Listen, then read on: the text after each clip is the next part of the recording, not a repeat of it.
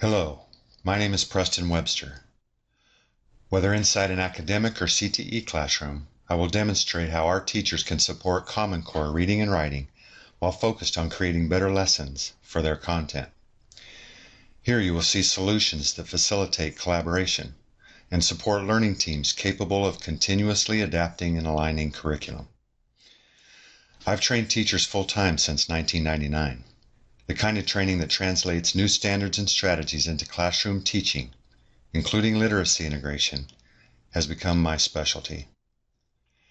Whether introducing new standards, assessments, or teaching strategies, we are all familiar with the difficulties associated with changing how we teach. We know time is a problem.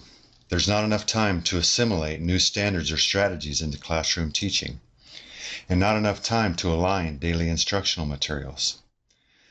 Yet it is time dedicated to this level of planning that makes teachers feel ready to teach differently.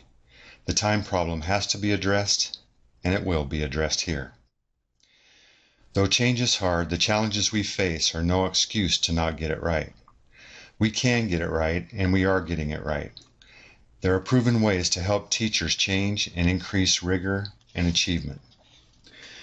When we get to specific steps that support individual and collaborative teacher change, there is no shortage of talent, ideas, and motivation dedicated to improvement. Triggers for improving new lessons include data, new standards, new assessments, or new strategies. And now there is the addition of Common Core. Regardless of why we choose to design better lessons, we can respond quickly and effectively. Here I will show you specific action steps and tools that facilitate teacher learning cycles that have an immediate impact on classroom teaching. Improving strategies and aligning to Common Core is dependent on regular cycles of planning, teaching, and revising. Schools across the country are supporting teams of teachers who regularly plan and revise lessons. The evidence is clear regarding the effectiveness of these teams when they function as intended. But if this is true, why aren't more teams succeeding? Why do we fail to produce results? A common reason why learning teams fail is related to the time problem. The brief cycles of planning, teaching, and revising fail to be brief. We fail to produce results in the time there is available to produce results. Of course, it's normal for things to take longer than originally planned. For various reasons, our efforts grow and become more complicated in their transition from concept to reality. But a fatal blow to learning teams occur when time runs out before making noticeable progress in the eyes of teachers. There are always ways to find a little more time, but finding time rarely proves to be enough. We operate in a perpetual time deficit, so we need to find better ways to make use of the time we have. To be more effective in the time we have, it helps to face an important fact. Our schools operate in a predictable rhythm of time.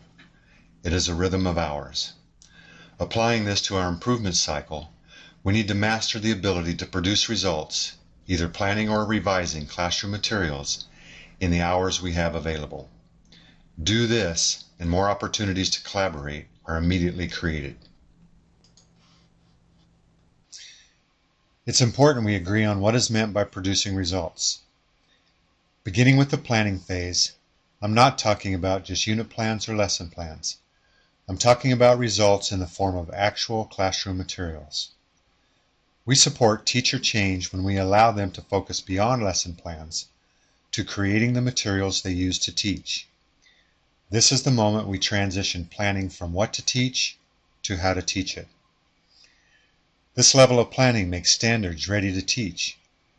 It provides badly needed formative assessment. And it adds enough definition to new strategies it becomes possible to measure success and make revisions. Continuing to define results in materials of practice, looking at these 6 classifications of assessment from Wiggins and McTighe, written responses have by far had the most impact in classrooms. When we've had few things to show in this category at the planning stage, we've seen few results. When you decide what new standards and strategies look like when taught, You'd be surprised how often it is right here, in this category, they take form. You've probably heard the saying, you get what you measure.